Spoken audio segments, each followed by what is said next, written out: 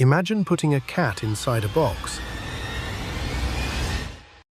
Not a metaphor, not a story, an actual experiment. The box is sealed, you can't see inside, you can't hear anything, and according to science, that cat is both alive and dead at the same time. That sounds ridiculous, and yet, this idea comes from one of the greatest physicists who ever lived. This is the story of Schrödinger's cat, and why it might be the most disturbing experiment ever imagined. In the 1930s, physics had a problem, a very big one. Scientists had discovered that, at the smallest scales of reality, the universe does not behave logically. Particles could exist in multiple states at once. They could be here and there, moving and not moving, decayed and not decayed. This theory was called quantum mechanics, and it worked frighteningly well. It predicted experiments with incredible precision, but it also suggested something horrifying, that reality itself does not exist in a definite state until someone looks. One physicist hated this idea. His name was Erwin Schrödinger. He believed quantum mechanics had gone too far, that it made no sense when applied to the real world, so he decided to prove how absurd it was by inventing a thought experiment. Here's how it works. You take a sealed box. Inside the box you place a cat, a tiny amount of radioactive material, a Geiger counter, a hammer, and a vial of poison. If the radioactive atom decays, the Geiger counter detects it. That triggers the hammer. The hammer breaks the vial. The poison is released. The cat dies.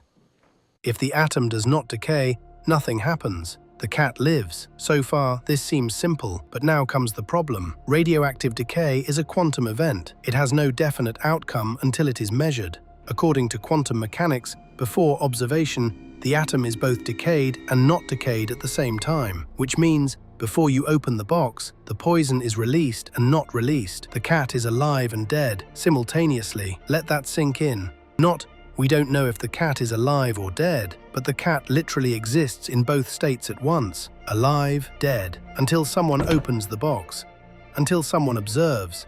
At that moment, reality collapses into one outcome. This is called superposition, and Schrödinger hated it. He didn't create this experiment to support quantum mechanics. He created it to show how insane it sounded. But something unexpected happened. The experiment worked, not physically, conceptually, because the logic of quantum mechanics does not break, even when applied to a cat. This leads to a terrifying question. What actually causes reality to choose? Is it the act of observation? Is it consciousness? Is it measurement? Or is reality undefined until forced to decide? In other words, does the universe exist in a blurry, undefined state until something looks at it? Some interpretations say yes. According to the Copenhagen interpretation, particles do not have definite properties until measured.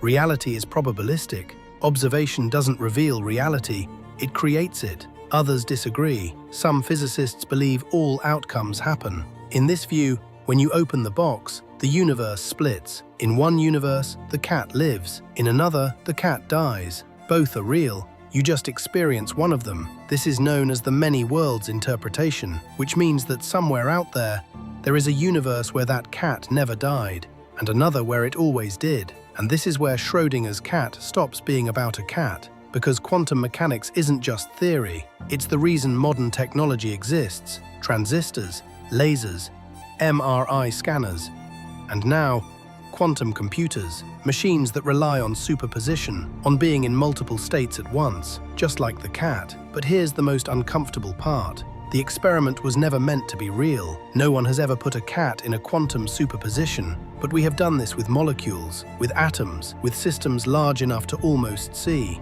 And every time we push the boundary, the same question comes back. Where does quantum weirdness end, and where does reality begin? If a particle can be alive and dead, if a molecule can exist in two states, if reality needs observation to become real, then what does that say about us?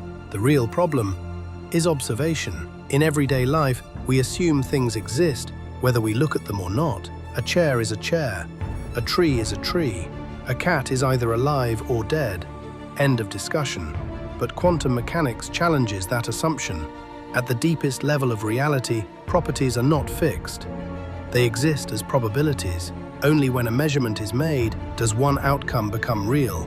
which raises an uncomfortable possibility. What if reality itself is incomplete until it is observed? Some physicists argue that measurement, not consciousness, is enough. A detector, a machine, an interaction, no mind required. Others are not so sure. Some interpretations suggest that consciousness plays a role, that awareness itself forces reality to choose, that the universe remains undecided until something capable of observing it appears. If that sounds unsettling, it should, because it implies that reality, as we experience it, may not be fully objective. This idea deeply disturbed Einstein. He famously rejected it, calling quantum mechanics incomplete. He believed the universe must have definite properties, whether we look or not. He spent the rest of his life searching for a deeper theory. He never found one, and quantum mechanics survived every test. Today, Schrödinger's cat is often misunderstood. People joke about it, they turn it into memes.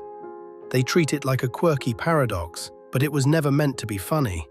It was meant to be disturbing, because it exposes a crack in our understanding of reality. Here's the part most people miss.